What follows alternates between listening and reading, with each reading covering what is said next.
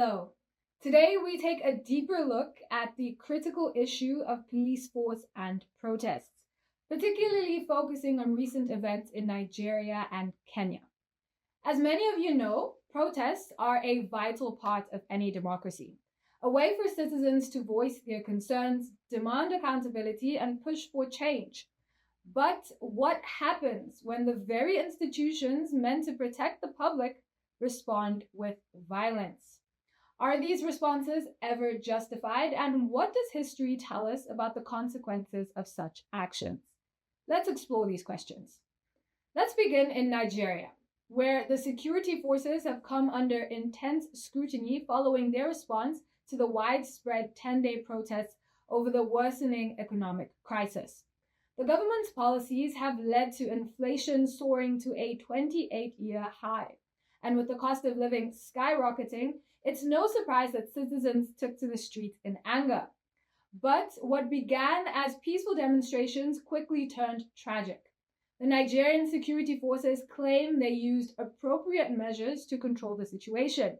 Yet, reports indicate that at least 22 people were killed across 6 states, most of them by police bullets. So, we have to ask, was this force necessary?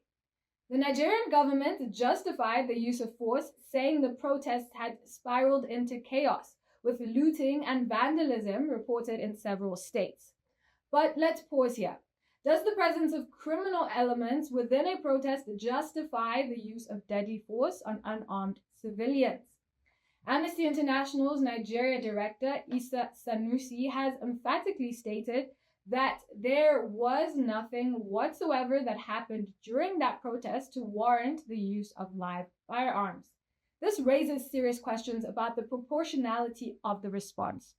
When you look at the facts, teenagers being shot, bullets lodged in the backs of young protesters, it's hard not to feel a deep sense of injustice. Historically, we've seen this before. Remember the End SARS protests in 2020. That movement, which called for the disbanding of a notoriously brutal police unit, also ended in bloodshed at the hands of security forces. The pattern is chillingly familiar. Peaceful protests met with disproportionate force, leading to unnecessary loss of life.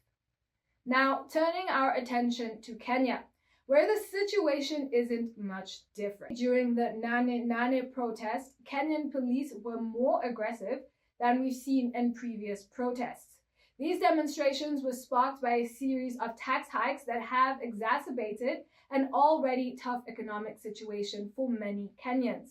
The police response since the start of the demonstrations has been swift and brutal.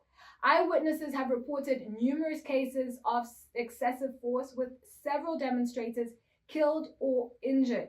Yet, as in Nigeria, accountability remains elusive. Not a single police officer has been held responsible for the violence. This raises a crucial question. If law enforcement officers can act with impunity, what message does that send to the public? Let's put this into historical context. Across Africa, from apartheid South Africa to the Arab Spring in Tunisia, we've seen how state-sponsored violence can backfire, often strengthening the resolve of protesters rather than quelling unrest.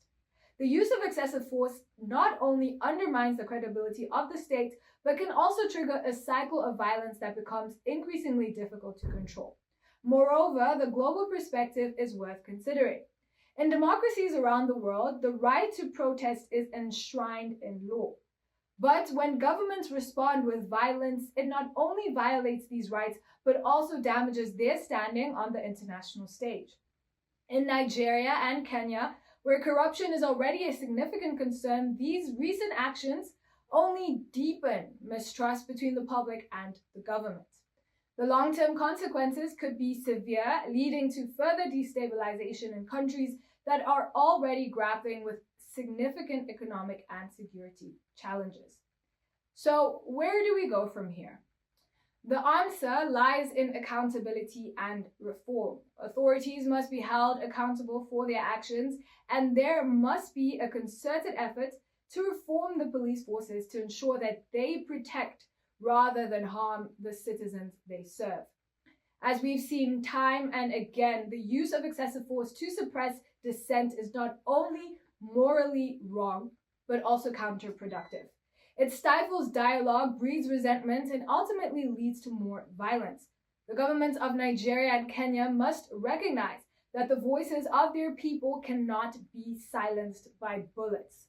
Real change will only come when these governments listen, engage, and respond to the legitimate grievances of their citizens. In closing, the tragic events unfolding in Nigeria and Kenya serve as a reminder of the fragility of democracy when state power is misused. As we continue to follow these developments, the path to peace and stability lies in respect for human rights, accountability, and the rule of law. Thank you for joining us. We'll continue to monitor these stories closely and bring you updates as they develop. I'm Cynthia Nivyoandi, and you're watching the African News Network.